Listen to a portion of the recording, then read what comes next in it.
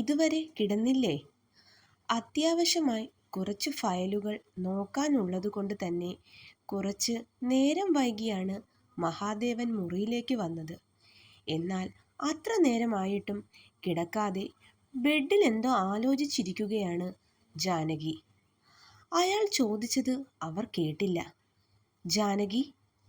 അയാൾ അടുത്ത് വന്ന് അവരുടെ തോളിൽ തട്ടിക്കൊണ്ട് ചോദിച്ചു. ശരിക്കും അപ്പോഴാണ് അവർ ചിന്തകളിൽ നിന്നും ഉണർന്നത്. എടോ, താനിത് എന്താലോചിച്ചിരിക്കുവാ? ഞാൻ തന്നോട് പറഞ്ഞതല്ലേ കിടന്നോളാൻ. എന്നിട്ടും താൻ എന്താ ഇവിടെ ഇരിക്കുന്നത്? അവർ ഒന്നും മിണ്ടിയില്ല. ജാനകി, നിനക്കെന്തു പറ്റി? വൈകുന്നേരം മുതൽ ഞാൻ തന്നെ ശ്രദ്ധിക്കുന്നു. എന്താ തൻ്റെ പ്രശ്നം? അയാൾ അവരുടെ അടുത്തായിരുന്നു. ഏട്ടാ, നമ്മൾ നമ്മുടെ കുട്ടികളെ നന്നായി തന്നെയല്ലേ വളർത്തിയത്? തനിക്കെന്താടോ ഇപ്പോൾ ഇങ്ങനെ തോന്നാൻ? ജലജ അങ്ങനെയൊക്കെ പറഞ്ഞതുകൊണ്ടാണോ? അയാൾ ചോദിച്ചു.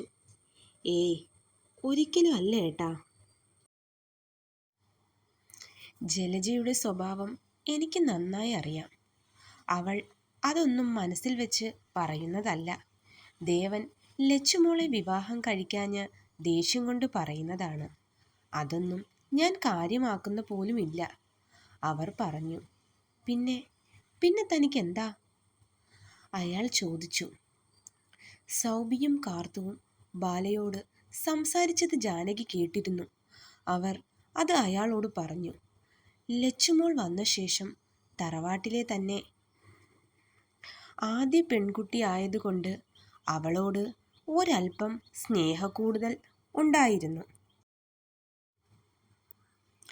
ലച്ചുവിനെ അങ്ങനെ സ്നേഹിച്ചപ്പോൾ പലപ്പോഴും ഞാൻ നമ്മുടെ സ്വന്തം മോളെയും കാർത്തുമോളെയും മറന്നു. അത് അവരുടെ മനസ്സിൽ ഇത്ര സങ്കടമുണ്ടാക്കുമെന്ന് എനിക്ക് മനസ്സിലാകാതെ പോയി. അതുപോലെ തന്നെ അമൃത. എനിക്ക് ആ കുട്ടിയോട് ഒരു ദേഷ്യവുമില്ല ഏട്ടാ. പിന്നെ സായി, അവനൊരു പെൺകുട്ടിയെ സ്നേഹിക്കുന്നുണ്ടെങ്കിൽ അവന് അത് നമ്മളോട് തുറന്നു പറയാമായിരുന്നു. പക്ഷേ അവനൊന്നും ചിന്തിക്കാതെ ആ കുട്ടിയെ വിവാഹം ചെയ്ത് ഇങ്ങോട്ട് കൊണ്ടുവന്നു. ദേവൻ ഇവിടെ നിന്ന് പോയെങ്കിലും സായിയുമായി കോണ്ടാക്റ്റ് ഉണ്ടായിരുന്നു. സായിയുടെയും അമൃതയുടെയും വിവാഹത്തിന് ദേവൻ്റെ പിന്തുണയുമുണ്ട്. സായിയുടെ വിവാഹത്തെക്കുറിച്ച് നമുക്ക് ഒരുപാട് സങ്കല്പങ്ങൾ ഉണ്ടായിരുന്നില്ലേ? നമ്മുടെ ആദ്യ മോൻ്റെ വിവാഹം വലിയ ഒരു തറവാട്ടിൽ നിന്നും ഈ നാടറിയിച്ച് ഒരു ഉത്സവം പോലെ നടത്തണമെന്ന് നമ്മൾ കൊതിച്ചു. എന്നാൽ അവൻ ആരുമില്ലാത്ത ആ കുട്ടിയെ വിവാഹം ചെയ്തപ്പോൾ എനിക്ക് അവരോട് നല്ല ദേഷ്യം തോന്നിയിരുന്നു.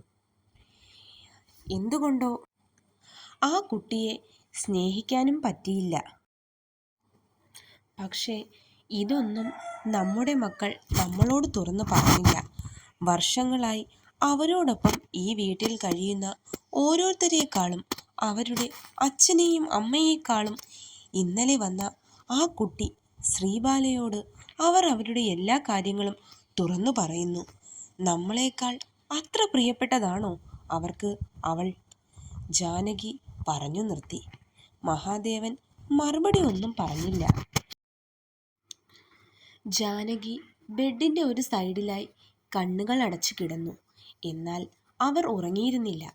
അവരുടെ മനസ്സിൽ മറ്റു പല ചിന്തകളായിരുന്നു. പിറ്റേ ദിവസം ബാല നേരത്തെ ഉണർന്നു. തലേന്ന് താമസിച്ചെണ്ണിച്ചപ്പോൾ ജലജ പറഞ്ഞത് ഓർത്തതുകൊണ്ട് അവൾ നേരത്തെ ഉണർന്നു.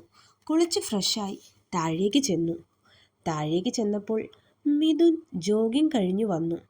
അവൻ അവളെ നോക്കി ഒന്ന് ചിരിച്ചുകൊണ്ട് അവൻ്റെ മുറിയിലേക്ക് പോയി. ബാല അടുക്കളയിലേക്കും പോയി. അവിടെ ചെന്നപ്പോൾ അമൃത കാര്യമായ പണിയിലാണ്. ജാനകിയെ അവിടെ ഒന്നും കണ്ടില്ല. മാത്രമല്ല അടുക്കളയിൽ സഹായത്തിനുള്ള ചേച്ചിയും ഇല്ല. എന്താ ഏട്ടത്തി, ഇന്ന് ഏട്ടത്തി ഭയങ്കര ജോലിയിലാണല്ലോ? ബാല ചോദിച്ചു. അതെ മോളെ, ശാരദ ചേച്ചിക്ക് അടുക്കളയിൽ സഹായത്തിന് നിൽക്കുന്നവരുടെ പേരാണ് ശാരദ. ചേച്ചിക്ക് നല്ല സുഖമില്ല, അതുകൊണ്ട് ഇന്ന് വരില്ല എന്ന് വിളിച്ചു പറഞ്ഞു. പിന്നെ ഇന്ന് അമ്മ ഇതുവരെ വന്നില്ല. സാധാരണ ഞാൻ വരുമ്പോൾ അമ്മ ഇവിടെ കാണുന്നതാ, അമൃത പറഞ്ഞു. ചായ അവിടെ ഇരിപ്പുണ്ട്, മോൾ എടുത്ത് കുടിക്ക് കേട്ടോ. ഏട്ടത്തിക്ക് ഇന്ന് കുറച്ച് നേരത്തെ സ്കൂളിലേക്ക് പോകണം. എൻ്റെ വണ്ടിയും വർക്ക്ഷോപ്പിലാണ്. പിന്നെ സായി ഏട്ടന് എന്തോ മീറ്റിംഗ് ഉണ്ട്, അതുകൊണ്ട് നേരത്തെ പോണം. എന്നെ ഡ്രോപ്പ് ചെയ്യാൻ സമയം കാണില്ല ആൾക്ക്. അവൾ അതും പറഞ്ഞ് അവളുടെ ജോലികൾ തുടർന്നു. ബാല കൂടി അവളെ സഹായിക്കാൻ കൂടി. കുറച്ചു കഴിഞ്ഞപ്പോൾ ജാനകി വന്നു. അവർ എത്തിയപ്പോൾ അവർ രണ്ടാളും ചേർന്ന് രാവിലത്തെ ബ്രേക്ക്ഫാസ്റ്റ് ഉണ്ടാക്കി കഴിഞ്ഞിരുന്നു. ജാനകി ഒന്നും മിണ്ടാതെ ബാക്കി ജോലികളിലേക്ക് കടന്നു. അമൃത പെട്ടെന്ന് തൻ്റെ ജോലി തീർത്ത് റെഡിയാകാനായി മുറിയിലേക്ക് പോയി. പെട്ടെന്ന് തന്നെ റെഡിയായി വന്നു. അവൾ വന്നപ്പോൾ കാർത്തവും സൗബിയും അടുക്കളയിലുണ്ട്. ഏട്ടത്തി പോകുവാണോ? സൗബി ചോദിച്ചു. അതെ, കഴിച്ചിട്ട് പോ ഏട്ടത്തി, കാർത്തു പറഞ്ഞു. വേണ്ട മോളെ, സമയം പോകും. അവർ അതും പറഞ്ഞ് ലഞ്ച് ബോക്സ് പാക്ക് ചെയ്യാൻ വന്നപ്പോൾ ജാനകി അവൾക്ക് നേരെ ഒരു പാത്രം നീട്ടി. ഇതാ നിന്റെ ലഞ്ച് ബോക്സ് ആണ്. അവൾ അത്ഭുതത്തോടെ അവരെ നോക്കി. മറ്റുള്ളവർക്കും അത് ഒരു പുതിയ കാഴ്ച തന്നെയായിരുന്നു. അവർ അതും മേടിച്ച് ബാലയ്ക്കും സൗബിക്കും കാർത്തുവിനും ഒരു ടാറ്റയും പറഞ്ഞ് സ്കൂളിലേക്ക് പോയി. അന്ന് സ്കൂളിലേക്കുള്ള യാത്രയിൽ അമൃത വല്ലാത്ത സന്തോഷവതിയായിരുന്നു. സൗബിക്കും കാർത്തുവിനും കോളേജിൽ പോകണം. അവരും അങ്ങനെ കോളേജിലേക്ക് പോയി. മറ്റുള്ളവർ ഓഫീസിലേക്കും. സിദ്ധു പുറത്തെവിടെയോ പോകാൻ റെഡിയാവുകയാണ്. എല്ലാവരും പോയി കഴിഞ്ഞപ്പോൾ ബാലയ്ക്ക് അവിടെ വല്ലാത്ത ഒറ്റപ്പെടൽ തോന്നി. അവൾ അടുക്കളയിലേക്ക് പോയി. അവിടെ ജാനകി ഉച്ചത്തേക്കുള്ള എന്തോ കറി ഉണ്ടാക്കുകയാണെന്ന് അവൾക്ക് മനസ്സിലായി. അവൾ പതിയെ അങ്ങോട്ടേക്ക് ചെന്നു. കുറച്ച് പാത്രങ്ങൾ കഴുകാൻ കിടക്കുന്നു. ബാല അത് എല്ലാം കഴുകാൻ തുടങ്ങി. വേണ്ട കുട്ടി, അവിടെ ഇട്ടോളൂ, ഞാൻ ചെയ്തോളാം, ജാനകി പറഞ്ഞു. അത് സാരമില്ലമ്മ, എനിക്ക് ചെയ്യാവുന്നതേ ഉള്ളൂ. വീട്ടിൽ വല്യമ്മയെ സഹായിക്കാൻ ഞാനും കൂടാറുണ്ട്. പക്ഷേ ആമി ചേച്ചി കണ്ട വഴക്കു പറയും. ചേച്ചി പഠിക്കാൻ പറയുമ്പോഴാണ് ഞാൻ വല്യമ്മയെ സഹായിക്കണമെന്ന് പറഞ്ഞ് മുങ്ങുന്നത്. ബാല കുറേ നേരം ജാനകിയോട് വർത്താനം പറഞ്ഞു. ജാനകി എല്ലാം കേട്ടു നിൽക്കുന്നുണ്ട്. പക്ഷേ മറുപടി ഒരു മൂളലിൽ ഒതുക്കും. ജാനകിയുടെ ജോലി കഴിയും വരെ ബാലയും അടുക്കളയിലുണ്ടായിരുന്നു. കുട്ടിക്ക് വിശക്കുന്നുണ്ടോ? ജാനകി ചോദിച്ചു. ഇല്ല, ബാല പറഞ്ഞു. ജാനകി അടുക്കളയിലെ ഒരു കൊച്ചു കബോർഡ് തുറന്ന് ഒരു ബോക്സ് എടുത്ത് അതിൽ നിന്നും കുറച്ച് ചിപ്സും അച്ചപ്പവും ഒരു പാത്രത്തിലേക്ക് ഇട്ട് ബാലയുടെ കയ്യിൽ കൊടുത്തു. ദാ കഴിച്ചോ, ഇവിടെ ഉണ്ടാക്കിയതാണ്. ബാല അത് കഴിച്ചു നോക്കി. കൊള്ളാം, നല്ല ടേസ്റ്റ് ഉണ്ട്. താങ്ക്സ് അമ്മ. അവൾ ആ പാത്രവും എടുത്ത് മുറിയിലേക്ക് നടന്നു. ജാനകി അവൾ പോകുന്നത് നോക്കി നിന്നു. ശരിക്കും ഒരു വായാടി തന്നെ, ജാനകി ബാലയെ ഓർത്ത് മനസ്സിൽ പറഞ്ഞു. ഉച്ചയായപ്പോൾ കാർത്തുവും സൗബിയും എത്തി. ഉച്ചവരെ ക്ലാസ് ഉണ്ടായിരുന്നുള്ളൂ. അങ്ങനെ പിന്നെ മൂന്നാളും ഒന്നിച്ചിരുന്നായിരുന്നു ചോറ് കഴിച്ചത്. അപ്പോഴേക്കും സിദ്ധുവും വന്നിരുന്നു. ചോറ് കഴിച്ച ശേഷം മൂന്നാളും ഹാളിലെ സെറ്റിയിൽ ഇരുന്ന് TV കാണുകയാണ്. സിദ്ധു അവിടെ അടുത്ത് ഒരു സെറ്റിയിലായി വന്നിരുന്നു ഫോണിൽ എന്തോ ചെയ്യുകയാണ്. അവൻ അവിടെ ഇരിക്കുന്നത് അവർ ശ്രദ്ധിച്ചില്ല. എടി ബാലേ, ഈ ഫസ്റ്റ് നൈറ്റ് എന്ന് പറഞ്ഞാൽ എന്താ? സൗബിയായിരുന്നു അത് ചോദിച്ചേ. ഫോണിൽ നിന്നും നോട്ടം മാറ്റി സിദ്ധു മൂന്നാളെയും നോക്കി. എന്താ? ബാല ചോദിച്ചു.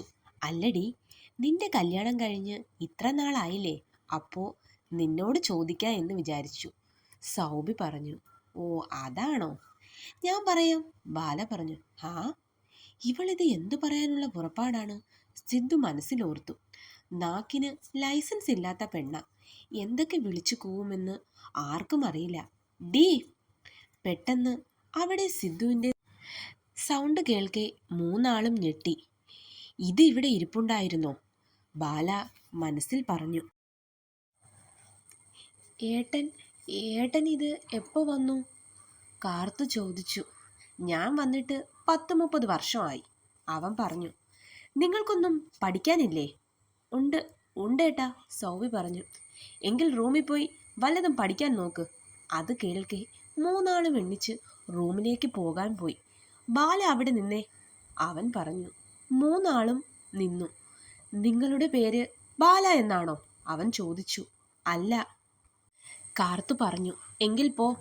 അവർ പെട്ടെന്ന് മുറിയിലേക്ക് പോയി. ബാല, ഇവിടെ വാ. അവൻ അവളെ അടുത്തേക്ക് വിളിച്ച് സെറ്റിയിൽ ഇരിക്കാൻ പറഞ്ഞു. നീ നേരത്തെ അവരോട് എന്താ പറഞ്ഞു കൊടുക്കാൻ പോയത്? അവൻ ചോദിച്ചു. അത് ഞാൻ പിന്നെ വെറുതെ, അവൾ പറഞ്ഞു. അവൻ അത് കേൾക്കെ ഒന്ന് ചിരിച്ചു. ബാല അവൻ്റെ ചിരിക്കുന്ന ആ മുഖത്ത് തന്നെ നോക്കിയിരുന്നു. എന്താ? അവൻ ചോദിച്ചു. ചിരിക്കുമ്പോൾ നിങ്ങളെ കാണാൻ നല്ല രസമുണ്ട്, അവൾ പറഞ്ഞു. ആണോ? അവൻ ചോദിച്ചു. അതെ, അവൾ പറഞ്ഞു. അവൾ പെട്ടെന്ന് ചുറ്റും ആരെങ്കിലും വരുന്നുണ്ടോ എന്ന് നോക്കി. എന്നിട്ട് അവൻ്റെ മുഖം 2 കൈകൊണ്ട് പിടിച്ച് അവളെ നേരെയാക്കി. ഇവളിത് എന്ത് ചെയ്യാൻ പോകുവാണ് എന്ന പോലെ സിദ്ധു അവളെ നോക്കുന്നു. അവൾ പതിയെ അവൻ്റെ വലത്തെ കവിളിലേക്കായി അവളുടെ ചുണ്ടു കൊണ്ടുവന്നു. ഒരു കിസ് കിട്ടും എന്ന പ്രതീക്ഷയിൽ സിദ്ധു കണ്ണുകൾ അടച്ചു. എന്നാൽ ബാലയാകട്ടെ അവൻ്റെ കവിളിലായി അമർത്തി ഒന്ന് കടിച്ചു. അവൻ എരിവ് വലിച്ചു പോയി. ഡീ! അവൻ വിളിക്കുന്നത് കേൾക്കെ ബാല അവൻ്റെ അടുത്ത് നിന്നും എണീച്ച് സ്റ്റെയറിൻ്റെ അടുത്തേക്ക് ഒരു ഓട്ടമായിരുന്നു. നിന്നെ ഞാൻ എടുത്തോളാടി യക്ഷി, അവൻ വിളിച്ചു പറഞ്ഞു. ബാല അപ്പോഴേക്കും ജീവനും കൊണ്ട് ഓടിയിരുന്നു. അവൻ പതിയെ അവൾ കടിച്ച കവിളിലേക്ക് തൊട്ടു നോക്കി. അവൻ്റെ ചുണ്ടിൽ അവൾക്കായി മനോഹരമായ ഒരു പുഞ്ചിരി വിരിഞ്ഞു. എന്നാൽ ഇതെല്ലാം വാതിലിന് അടുത്തു നിന്നും ലച്ചു കാണുന്നുണ്ടായിരുന്നു. അവളുടെ കണ്ണിൽ വല്ലാത്തൊരു ചുവപ്പ് പടർന്നു. അത് ബാലയെ ചുട്ടരിക്കാനുള്ള ഒരു അഗ്നിക്ക് സമമായിരുന്നു. തുടരും.